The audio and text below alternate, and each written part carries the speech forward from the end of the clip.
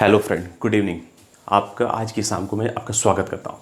देखिए, आज जो क्लास है यूजीसी नेट की हिस्ट्री की क्लास है, जिसमें देखेंगे हिस्ट्री जो है, आप देखेंगे हर सब्जेक्ट में तो हर कंपटीशन में पहला स्थान हिस्ट्री का ही है ना। इतिहास जो है, इतिहास में देखेंगे कई सारे टॉपिक जो इतिहास में जो भी आयोग या जो भी कमीशन ने आज के टॉपिक में इतिहास को रखा है, उस इतिहास को कई सारी चीज़ की जो व्यक्ति अपना इतिहास देश का या दुनिया का नहीं जानता, वो अपना इतिहास जीवन में कभी नहीं बना सकता। तो इस तरह हम देखेंगे इतिहास, जो भारतीय इतिहास खास करके आप देखेंगे इतिहास जो है, अगर इतिहास की बात करें तो ये इतिहास है। इतिहास के दो भाग होते हैं, एक है भारतीय इतिहास,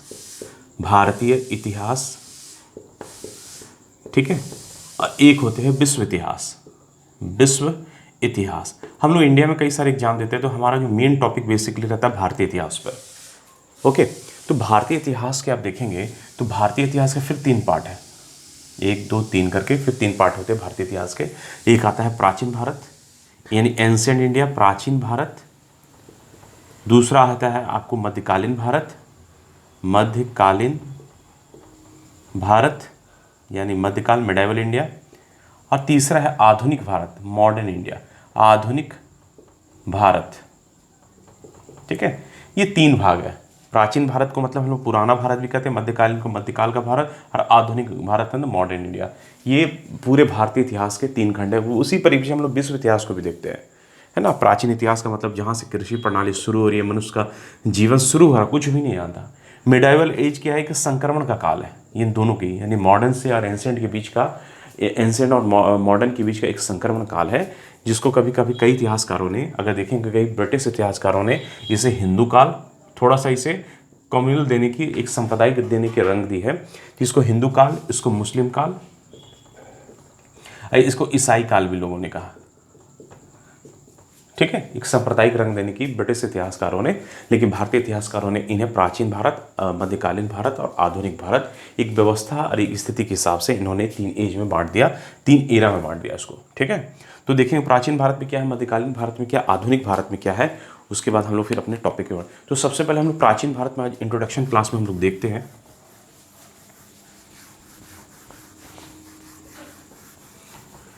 प्राचीन भारत को अगर हम देखेंगे तो प्राचीन भारत में क्या है, देखिए प्राचीन भारत में ही अगर 3 भाग फिर बांटे गए। प्राचीन भारत में अगर इतिहास को समझने के लिए फिर 3 भाग में, यानी एक को बोला गया प्राक इतिहास, प्री हिस्टोरिक, प्राक इतिहास। दूसरा को बोला गया है आद्य इतिहास या पोस्ट हिस्ट्री। ठीक है, और तीसरा को बोला गया है हिस्टोरिकल, यानी ऐतिहासिक काल।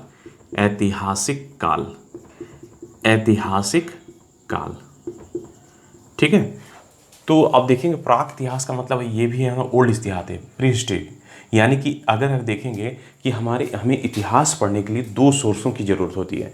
एक सोर्स का नाम है पुरातात्विक, है ना, पुरातात्विक, और दूसरा जो स्रोत होता है साहित्यिक स्रोत। तो पुरातात्विक स्रोत तो बड़ा वैलिड माना गया कि पुरातात्विक स्रोत में जैसे कि अभिलेख, पुरातात्विक स्रोतों में हमें जैसे अभिलेख हो गए, सिक्के हो गए, है ना, सिक्के के बाद स्मारक हो गए, ओके, अभिलेख हो गए, सिक्के हो गए, स्मारक हो गए, स्तंभ हो गए,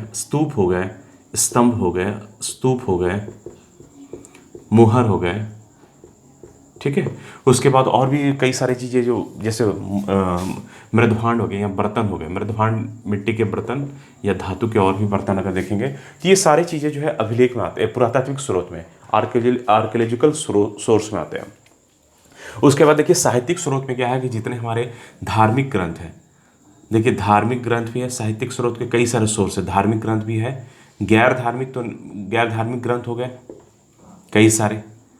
धार्मिक ग्रंथ जो धर्म से रिलेटेड पूजा पाठ है ना, गैर धार्मिक मतलब जैसे कहानी है, आपको कोई राजा के इतिहास की कहानी, वो सारी चीज़ें। तो इस तरह 2 सोर्स हमारे स्पेशली है, पुरातात्विक स्रोत और साहित्यिक स्रोत, लिटरेजिकल। लेकिन होता है कि पुरातात्विक स्रोत में एक कार्बन डेटिंग पद्धति होती है ना, C14 जिसको बोला गया, जिससे होता है क्या है कि पुरानी चीज़ों को आप ये पता कर सकते हैं कि वो चीज़ें कितनी पुरानी, कोई चट्टान मिले हैं, कोई पत्थर मिले हैं, कोई मिट्टी के बर्तन मिले हैं, वो टुकड़े से पता लगा लिया जा सकता है। लेकिन साहित्यिक स्रोत में होता है क्या, ये लिखित साक्ष्य है, रिटर्न में, कि राजा के दरबार में जो रहने वाले जो आपको दरबारी कवि थे, जैसे कालिदास हो गए या फिर कौटिल्य हो गए, है ना, चंद्रगुप्त मौर्य के दरबार में, उन्होंने क्या अपने राजा की प्रशंसा मिली। तो उसमें होता था क्या कि उसको हमेशा तोड़ मोड़ हो गया, राजा की प्रशंसा में राजा की वाहवाही या असरफी लेने के लिए कई सारे तारीफ कर दिए जाते थे, जिससे उसमें क्या होता है, साहित्यिक स्रोत में इतिहासकारों को रियल डाटा मिल नहीं पाते।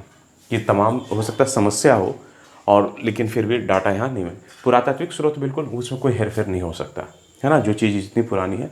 तो लेकिन हमारा इतिहास जो है दोनों कंप्लीट करती है, दोनों सोर्सों का होना जरूरी है। जब तक ये दोनों सोर्स नहीं हो, इतिहास की सही जो है डिटेल हम नहीं निकाल सकते, विवरण हम नहीं कर सकते, है ना। तो देखिए सबसे पहले है पुरातात्विक स्रोत, प्राक इतिहास क्या है। देखिए सबसे पहले हम देखते हैं कि पुरातात्विक स्रोत सभी मिलेंगे आपको, पुरातात्विक स्रोत ये सभी चीज़ों में मिलेंगे, तीनों तीनों जो मैं लिखा हूँ, पुरातात्विक स्रोत यहाँ भी है, पुरातात्विक स्रोत यहाँ भी है, आप पुरातात्विक स्रोत यहाँ है, ये बिल्कुल कंपल्सरी है। बिना पुरातात्विक स्रोत के आप इतिहास का वर्णन बिल्कुल नहीं कर सकते। अब देखिए समस्या है साहित्यिक स्रोत में। देखिए साहित्यिक स्रोत में यहाँ लिखित साक्ष्य है, यहाँ कोई लिखित, देखिए प्राक इतिहास में क्या है कि कोई लिखित साक्ष्य नहीं है, कोई लिखित साक्ष्य नहीं। जब कोई लिखित साक्ष्य नहीं है तो फिर हम कैसे पता लगाएंगे, सिर्फ पुरातात्विक स्रोत के भरोसे में हम पूरे इतिहास का वर्णन नहीं कर सकते। तो यहाँ कोई लिखित साक्ष्य ही नहीं, कोई रिटर्न में कुछ भी नहीं मिले। दूसरी देखिए यहाँ पर है लिखित साक्ष्य तो मिले हैं, लिखित साक्ष्य है, लिखित साक्ष्य है, लेकिन पढ़ी नहीं गई, उसकी जो स्क्रिप्ट है लेकिन पढ़ी नहीं गई है, ठीक है। और जब तक हम लोग इसको पढ़ेंगे नहीं तो हम लोग क्या जानेंगे उस समय, क्योंकि आप देखेंगे जैसे कि अगर प्राक इतिहास में देखेंगे तो हमारा जैसे पाषाण काल है, पाषाण काल में देखेंगे कोई भी लिपि, कोई भी लिखित साक्ष्य नहीं मिला। पत्थर एज में जो मानव या जो मनुष्य है, जो जंगलों में रहता है, कंदमूल फल खाता है, जानवरों को शिकार करता है, उनके बारे में कोई भी सोर्स यहाँ पर लिखित के रूप में नहीं मिला। लेकिन जैसे आदि इतिहास पोस्ट हिस्ट्री में देखते हैं, यहाँ लिखित साक्ष्य है, लेकिन सबसे बढ़िया लिखित साक्ष्य का कोई लिपि नहीं है। लिपि जो है, लिपि है लेकिन लिपि पढ़ी नहीं गई है। और लिपि भी ऐसी जैसे बहुत चित्राक्षर लिपि, जैसे कि हड़प्पा सभ्यता मिलती है। हड़प्पा सभ्यता जो है ये हम इसे आदि इतिहास में रख सकते हैं कि हाँ लिपि तो मिलती है लेकिन पढ़ी नहीं गई। अब जैसे कि कोई चीज़ मिला है, कोई सिक्के हैं, सिक्के में कोई पेड़ का चिन्ह है ऐसे बने, कोई मछली बनी हुई है ना, कोई नाव का फोटो बना, इसका क्या मतलब है, अभी तक ये लिपि, इसलिए उसको भाव चित्राक्षर, है ना, चित्र के रूप में मिली है, लेकिन उस लिपि के बारे में वर्णन नहीं है। तो उससे सभ्यता के हम आज भी कई सारी चीज़ें नहीं जान पाए हैं। मोटा मोटी चीज़ें तो जान पाए, उसके व्यापार है, उसकी इकोनॉमिकल है, उसकी राज व्यवस्था है, लेकिन बहुत सारी चीज़ें जाननी चाहिए वो हमें लिपि के माध्यम से मिल सकती है ना, रिटर्न के रूप में, लेकिन नहीं मिल पाई। तो ये क्या आदि इतिहास क्या लिखित साक्ष्य है लेकिन अब तक पढ़ी नहीं गई, जैसे कि हड़प्पा। अब एक है ऐतिहासिक काल है। देखिए ऐतिहासिक काल में पुरातात्विक तो है, लिखित साक्ष्य भी है, लिखित साक्ष्य है, अलिखित जो है साक्ष्य जो है पढ़ी भी गई, ध्यान रखिएगा, पढ़ी भी गई है ना, पढ़ी भी गई। तो इसमें हम लोग वैदिक सभ्यता को रख सकते हैं। वैदिक सभ्यता से सारी चीज़ें आज तक हम देखेंगे, ये सभी को हम चीज़ें जो लिपि मिल रही है ना, आज तो हिंदी में अगर पढ़ते हैं स्क्रिप्ट जो हमारा देवनागरी है, अंग्रेजी जो मिल रहा है रोमन लिपि है, तो उस तरह से हम देख रहे हैं कि ये पूरे सभ्यता के जो पूरा प्राचीन भारत के इतिहास के जो सोर्स हम पढ़ रहे हैं, पूरे इतिहास के 3 भाग में इन्होंने बांटा है। एक है प्राक इतिहास, प्री हिस्टोरिक, दूसरा आदि इतिहास, तीसरा ऐतिहासिक। प्राक इतिहास जहाँ ये है जहाँ पुरातात्विक स्रोत है, पुरातात्विक स्रोत तीनों में मिले, लेकिन कोई लिखित स्रोत नहीं है। आपको मैंने पहले बताया कि जब तक सोर्स लिखित में ना मिले, आप पुरातात्विक भरोसे हम नहीं चल सकते हैं, कि पुरातात्विक चीज़ें कई सारी चीज़ें जानकारी नहीं दे पाती जो हमारा लिखित साक्ष्य है ना दे सकते हैं।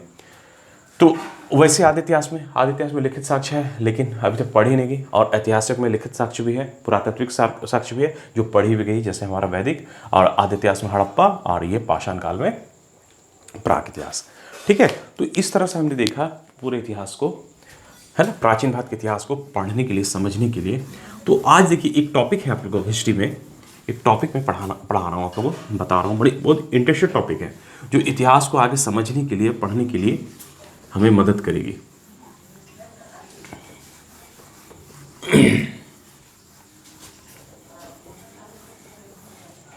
जैसे कि सबसे पहले हमारा है कि एक टॉपिक का नाम ही है प्राचीन भारत के इतिहास के स्रोत, source of the ancient India. प्राचीन भारत के इतिहास के स्रोत,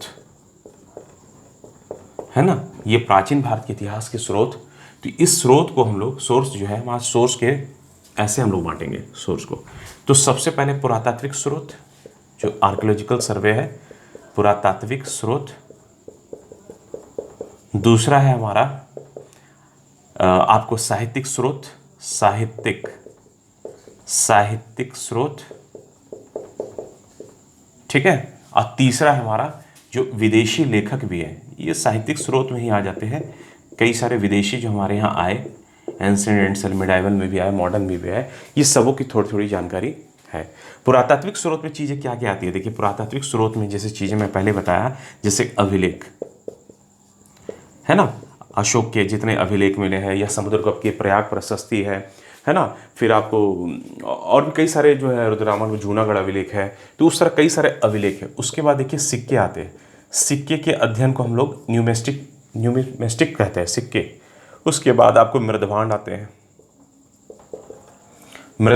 हैं, उसके बाद हो सकते हैं कई सारे जो है मुहर आ जाए, है ना, स्तंभ आ जाए, स्तंभ।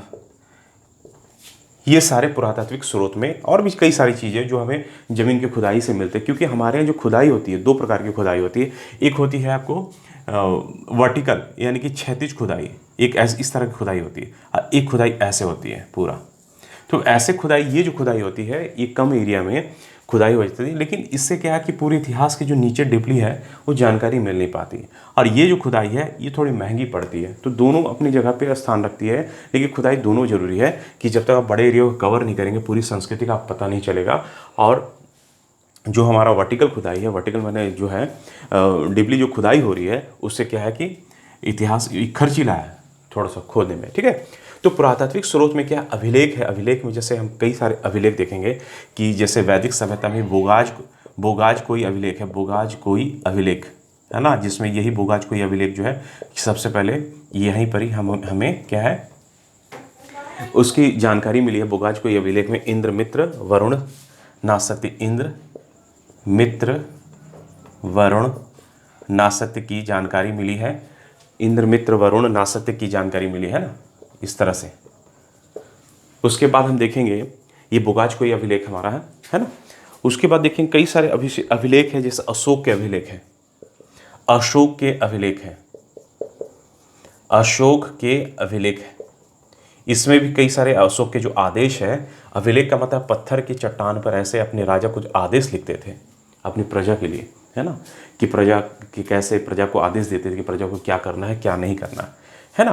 तो बोगाज कोई अभिलेख देखते हैं, इंद्र जो है ईरान के क्षेत्र में बोगाज कोई अभिलेख जो है हमारा, वहाँ से वैदिक सभ्यता के साक्ष्य मिले हैं। सबसे पहले जो अभिलेखों के साक्ष्य जिसमें इंद्र मित्र वरुण नासत्य, ये चार जो है वैदिक देवता की चर्चा वहाँ मिलती है। फिर वैसे अशोक के अभिलेख है, अशोक के अभिलेख जो है जितने स्तंभ अभिलेख है ना, उसके फिर आपको जितने भी पत्थर पे आदेश उनके मिले गए, शिलालेख है, स्तंभ अभिलेख भी है, शिलालेख भी अशोक के, ठीक है। वैसे देखेंगे आप रुद्रदामन का जूनागढ़ अभिलेख है, रुद्रदामन का जूनागढ़ अभिलेख,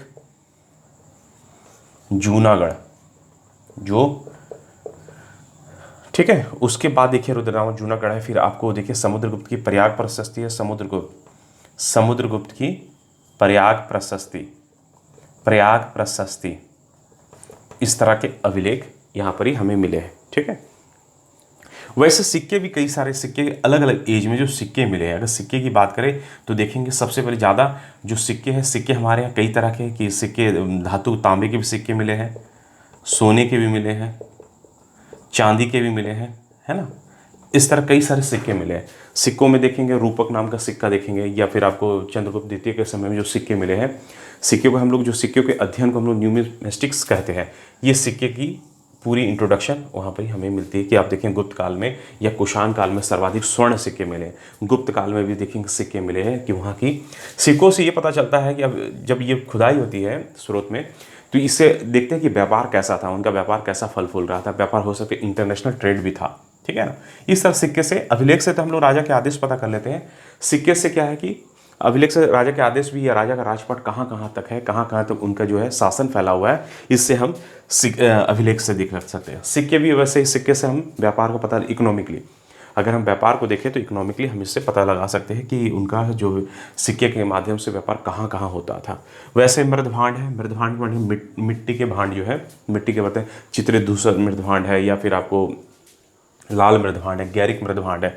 ये मृदभांड का मतलब होता है, मृद का मतलब होता है मिट्टी, मिट्टी, अब भांड का मतलब है बर्तन, मिट्टी के बर्तन से ये पता लगा लेते हैं कि वहाँ की संस्कृति में चाक, जैसे चाक का तो संस्कृति में थे ही, और उस मिट्टी के बर्तन में लोग रखते क्या थे, क्या क्या चीज़ें, जैसे कि आप देखें हड़प्पा कई स्थल से मृदभांड तो मिले हैं, उस मृदभांड में चावल के साक्ष्य, जैसे रंगपुर एक जगह है रंगपुर, या फिर आपको उससे और प्राचीन जगह कोल्डी हवा से भूसी के, चावल की भूसी के साक्ष्य मिले। फिर उस तरह से मुहर देखते हैं, मुहर क्या है, मुहर से हम क्या करते हैं पता लगाते हैं कि मुहर से देखते हैं कि जो कहीं से कहीं कुछ व्यापार के लेकर, खास स्पेशली व्यापार को लेकर कोई मुहर कोई चीज़ मिले है, तो उससे ही पता लग सकता है कि व्यापार का आदान प्रदान या इम्पोर्ट एक्सपोर्ट कहाँ से कहाँ होता था। ठीक है, वैसे स्तंभ है, स्तंभ में भी कई सारे राजा के आदेश से अशोक के समय में स्तंभ अभिलेख काफ़ी मिले हैं, है ना। आप जैसे कि देख लौ स्तंभ भी है, फिर या फिर आपको कई सारे जो प्रस्तर स्तंभ है उनकी, उनसे ये पूरी स्थिति यानी पूरे साम्राज्य की जानकारी, यानी कि उसकी राजनीतिक, आर्थिक, सामाजिक और सांस्कृतिक चीज़ों की जानकारी हमें मिलती है। ठीक है, अब वैसे देखेंगे साहित्यिक स्रोत में, देखिए साहित्यिक स्रोत में दो प्रकार के साहित्यिक स्रोत है, एक है धार्मिक, जिसको कहेंगे धार्मिक, और एक को कहेंगे गैर धार्मिक, यानी कि नॉन रिलीजियस, यानी जो है रिलीजियस बुक नहीं है, गैर धार्मिक। जो गैर धार्मिक उसको बोलते हैं, गैर धार्मिक का मतलब निगेटिव मत समझिए, गैर धार्मिक का मतलब जो नॉन रिलीजियस, धर्म से इतर, है ना, धर्मितर बुक भी इनको बोलते हैं। तो धार्मिक में जैसे देखिए हम जानते हैं उस समय 3 प्रकार के धर्म ज़्यादा स्पेशली थे। एक ब्राह्मण धर्म, जो उसको बाद में हिंदू धर्म बोलते हैं, एक है बौद्ध, है ना, एक बौद्ध, और एक है जैन। इनकी बुक्स, जितनी बुक्स है इनकी चर्चा। ठीक है, और फिर गैर धार्मिक में जो जितने गैर धार्मिक जितने ऐतिहासिक बुक हैं, जैसे कई सारे राजा का आदेश, जैसे कि हम लोग देखेंगे कौटिल्य का अर्थशास्त्र, कौटिल्य का अर्थशास्त्र, ठीक है, कल्हण की राजतरंगिणी,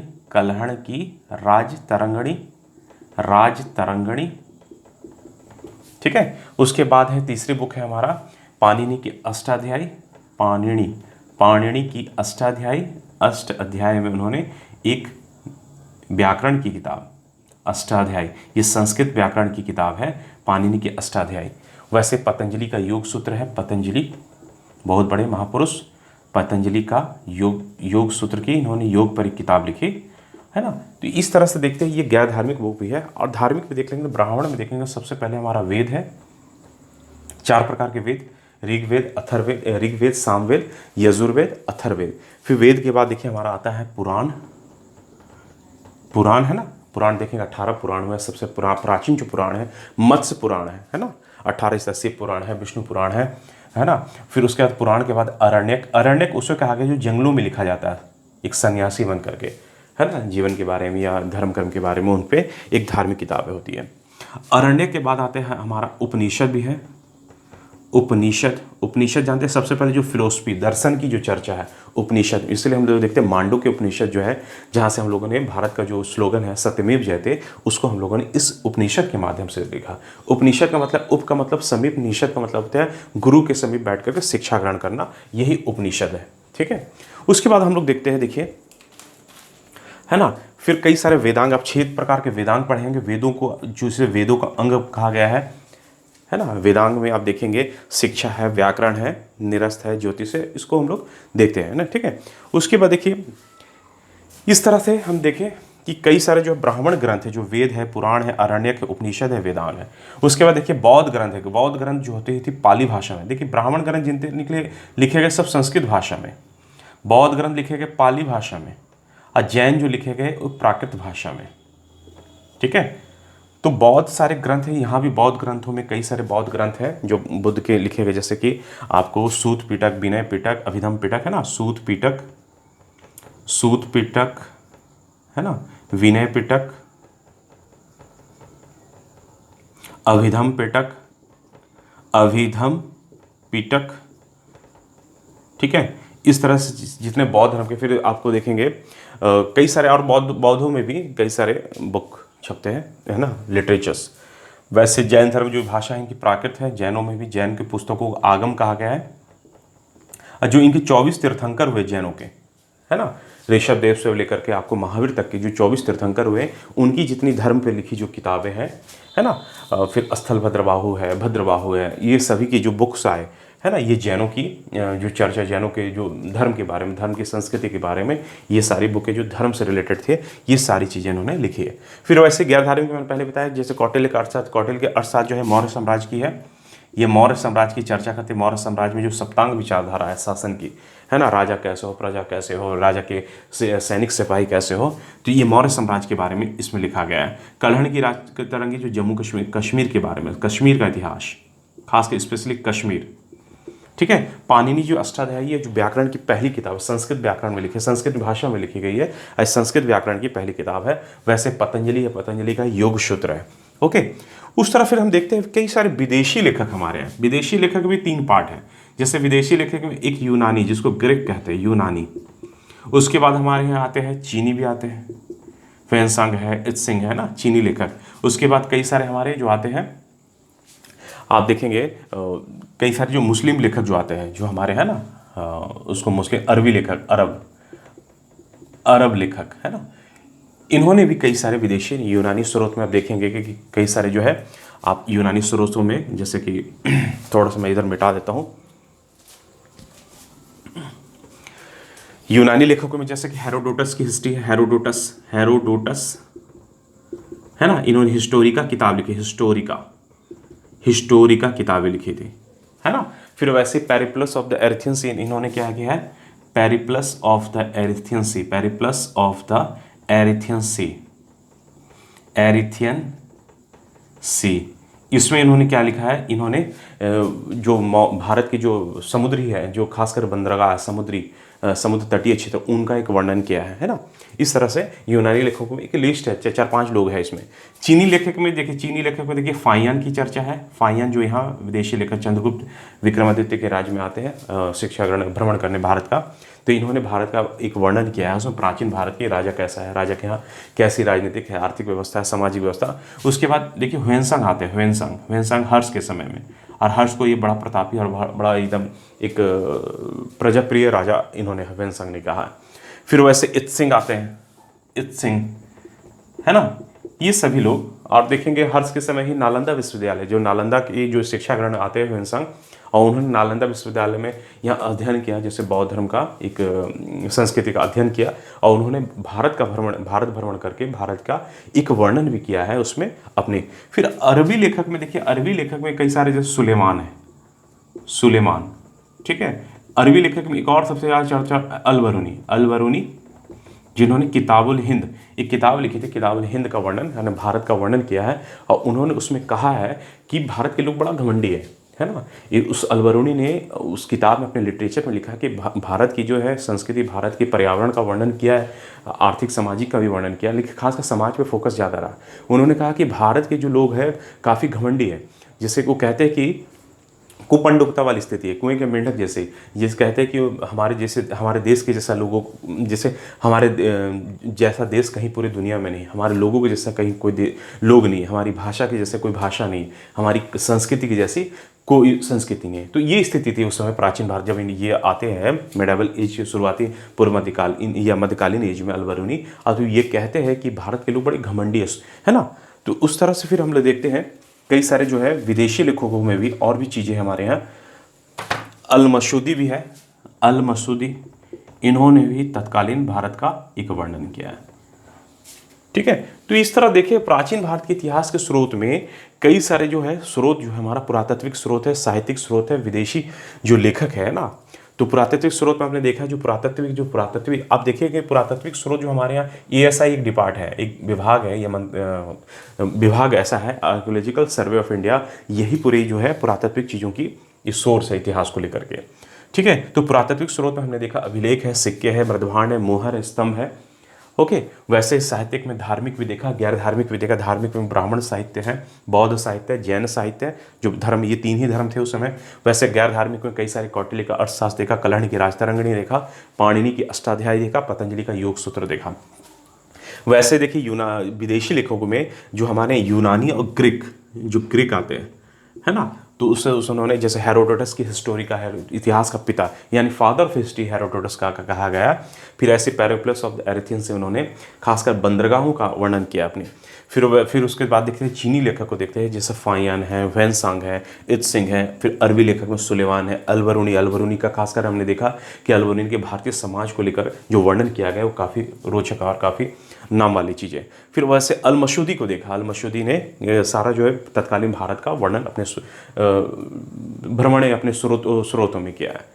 तो इस तरह हमने देखा कि ये आज की जो पहली टॉपिक थी प्राचीन इतिहास में, कि इतिहास में जैसे हमने ये भी बताया आपको प्राक इतिहास, आदि इतिहास और ऐतिहासिक काल। और उसके बाद देखिए प्राचीन भारत के इतिहास के स्रोत में जो आने वाले एग्जामों के लिए, कई सारे एग्जामों के लिए, खासकर नेट हो या खासकर नेट के एग्जामों में तो स्पेशली ये आते ही टॉपिक ही जुड़ा हुआ आपका। तो यहाँ से हमेशा कई सारे सवाल हमेशा आते हैं। तो इसको आप लोग बार बार इसको रिवाइज कीजिए और उसमें कोई भी जो डाउट है फिर मुझसे आप कंसल्ट कर सकते हैं, कोई दिक्कत नहीं है। तो इस तरह हम देखें आज के टॉपिक को हम लोग यहीं विराम करते हैं। थैंक यू, धन्यवाद।